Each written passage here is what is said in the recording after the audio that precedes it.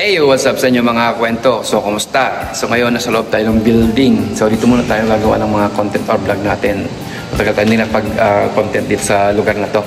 Malakas kasi yung hangin sa labas kaya dito tayo makalabas. Makaka-distract lang sa atin. Ha? Ganda ng panahon ngayon, no? Ito nyo yun. So, unang-una mga kwento, gusto ko munang i-shoutout si Sir Idol How DJ. So, gagawa tayo isang reaction video patungkol sa kanyang komento. So, ang kanyang comment ay 100% confident ko sa sarili ko nung hindi ko pa napapanood itong video na to. Ngayong napanood ko na to, 2% na lang ang confident ko sa sarili ko. Inipon ko ang 150k para may panggastos papuntang Japan. 34 ako nagsimula nung nag-ipon. Ngayon 37 na ako. Bigla akong nanlambot dahil sa video po, sir. Una-una mga kwento, no? Hindi tayo gumagawa ng mga video or vlog or content para mapanghinaan ng loob yung mga gustong mag-apply dito sa Japan, mapa-trainee visa man yan or SSW, no? Papabae man yan o lalaki. Gumagawa pa ng mga content, mga vlog, mga reaction video para kahit paano maliwanagan po kayo, ano? Kahit paano alam niyo gagawin niyo maging wise sa pag-apply dito sa Japan. Alam niyo yung mas pipiliin niyo kung saan kayo mas flexible na way na sa pag-apply dito sa Japan, no? Kasi kagaya ng comment ni Kuya ay siguro si Kuya nag-apply na ng agency, sa agency na ang pinili niya yung mag-aral muna ng Japanese language. So, ito mga kwento, ulitin ko, pag kayo ang pinili niyo yung way ng pag-aaral ng Japanese language muna, so doon po talaga lahat ay magiging shoulder nyo lahat ng inyong gagastusin sa pag-aaral. Ang tirahan nyo sa Manila, ang pagkain ninyo, pamasahin nyo araw-araw, tuition ninyo sa Japanese center, ang kakailangan sa school, ang uniform ninyo, lahat kayo pong sasagot na yan. Wala pong sasagutin ang agency at lalong-lalo na ang mga Japanese employer. Pagka ang pinili ninyo ay yung mag-aral muna kayo ng Japanese language. Kasi ang mga nag-aaral ng mga Japanese language, kadalasan talaga, karamihan, ay sila po yung mga wala pang experience na may pakita sa agency na hinahanap ng mga agency. Halimbawa, 2 years experience sa welding, 2 years experience sa machine, mga 2 years experience sa mga ganun mga kwento, no? Mga experience po talaga ang kadalasang hinahanap ng mga Japanese employer. Ngayon, pag wala po kayong ganon, so ang mangyayari dyan, magkitake kayo ng Japanese language na mauna, and then yung iba, ipinapatrain sa mga skilled na para bang nag-training sila ng 3 to 6 months, parang ganun, para at kahit paano ay meron silang skilled na may papakita sa mga Japanese employer. So ngayon, ito po, no, hindi ho porket nag-aral na kayo ng Japanese language, nakapagtapos na kayo ng pag-aaral ng Japanese language sa mga agency, ay 100% na makakapunta na, 100% na masiselect na kang Japanese employer at meron na nakaraan na trabaho sa inyo. Wala pong ganong binibitawan ang mga agency, wala pong ganong kalakaran, no?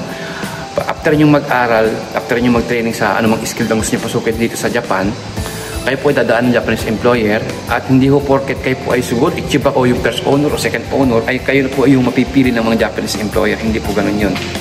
Ngayon, para lang sa kaalaman na nag-apply na sa ganun larangan at nag-aaral muna ng Japanese language, so huwag nyo hong expect agad na halimbawang pag natapos kayo ay meron nag-hintay na trabaho sa inyo rito. Wala pong ganun. So kung mayroon kayong pang tustos, mayroon kayong panggastos sa pag-aaral at kaya shoulder yung mga bilanggit ko, yung tuition fee, pagkain sa inyong titirhan, babayaran sa titirahan nyo. So wala akong problema doon.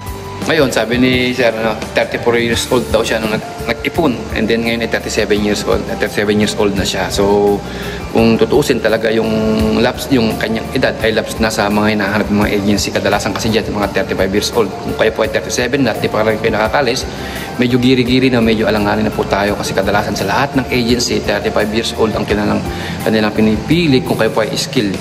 Kung kayo po ay skilled worker na punta rito sa Japan at trainee visa or SSW. Pagka SSW kasi mga kanto, meron pa talagang direct na yung skilled na talaga, hindi na kayo dadaan sa pagiging trainee visa, may mga ganyan po talaga. Pero kung kayo po yan dito sa Japan at trainee visa kayo, pagbalik nyo sa Maynila at mag-apply all kayo dito, so SSW na yung inyong magiging visa. So pwede na kayo mag-apply kahit po kayo po ay 38 o 39 years old na pagkatapos ng kontrata niyo dito sa Japan. Ito lang i-advise ko sa inyo, huwag po kayong mag-expect na 100% ay makakapunta na kayo sa Japan at mapipili na kayo ng Japanese employer kahit kayo ay nakatapos na ng Japanese language. Ha? Wala pong ganun. Nasa inyo pa rin yan kung paano nyo may pasa yung Japanese interview. Ha? Pero ang mga agency na po mga kwento, hindi na mo kayo basta-basta bibitaw, no, hayaan na after nyo mag-aral, ganun na lang. Hindi ko gagawa ng paraan yung mga yan para hanggang sa makapunta kayo dito sa Japan. Ha? Yun po yung pwede kong mabanggit o maibigay na idea, bigyan na reaction video sa comment ni Sir Idol Howdy J. So ngayon naman, sabi naman ni Sir Mark Anthony Sawit, bakit may mga agency po na na-select ka at saka mag-aaral ng Japanese language at may medical? Yun ang sasabi ko mga kwento. After nyong ma-select, ito naman si Idol ay pinipili niya siguro yung select muna bago mag-aaral ng Japanese language. So uulitin ko, hindi po pare-parehas ang kalakaran ng mga agency sa pag-apply dito sa Japan ng mga isang trainee visa or SSW o mga kapwa tayong mga Pilipino. Kagaya sa agency namin, kami po ay nag-medical muna ng parang initial medical para make sure na kami ay fit to work sa pag-apply dito sa Japan. Yung mga agency po talaga kaya ng Kaiser Idol Mark Anthony na after nang ma-select, saka lang kayo magme-medical at mag-aaral ng Japanese language. So yun ang kagandahan din sa isa sa mga agency na napili ni Sir Idol.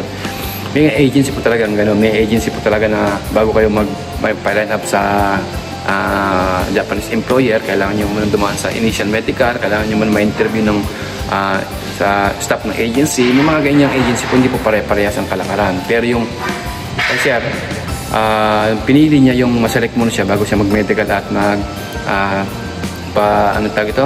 mag-aral ng Japanese language. Kung doon po ay mas para sa akin, mas wise yun. Kasi after ko ma-select, meron akong sure na agency, employer o trabaho na pupuntahan dito sa Japan. Unlike, disclaimer lang, hindi ako sa nag-aaral muna ng Japanese language.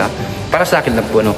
Unlike sa mag-aaral muna ako ng Japanese language, gagastos ako ng gato kalaki, tapos wala pa pong kasiguraduhan na mapipili ako ng Japanese employer at makakapagtrabaho dito sa Japan kahit ako ay tapos na ng Japanese language. Ganun ka Sir Anthony na gano'n din yung pinili ko nun na nagpaselect muna ako sa Japanese employer para meron akong sure na pipirma ang kontrata dito sa Japan. So yun po yung mga pwede kong maibigay na idea o komento sa inyong mga naging comment sa ating mga vlog. Kung kayo po ay nag-apply o nagbabalak mag-apply dito sa Japan, so welcome na welcome kung mag-subscribe sa ating YouTube channel para kahit paano magkaroon kayo ng idea sa pag-apply dito sa Japan. Kasi talaga, sabi ko, mahal at napaka-bigat na bulsa pagka kayo ay mag-apply dito sa Japan, ay shoulder nyo lahat. Pero kung halimbawa kayo hindi naman nag-apply at mayroon kayong budget at kayo tustusan ng inyong pag-aaral sa Japanese language, so wala pang magiging problema. Pero kung kayo ay kagaya sa akin, medyo kapos sa financial, mas pwede nyo piliin yung select muna bago mag-aral ng Japanese language. So yun po. So paano? Ako si Kuya Marvin at ito ang Margab Experience.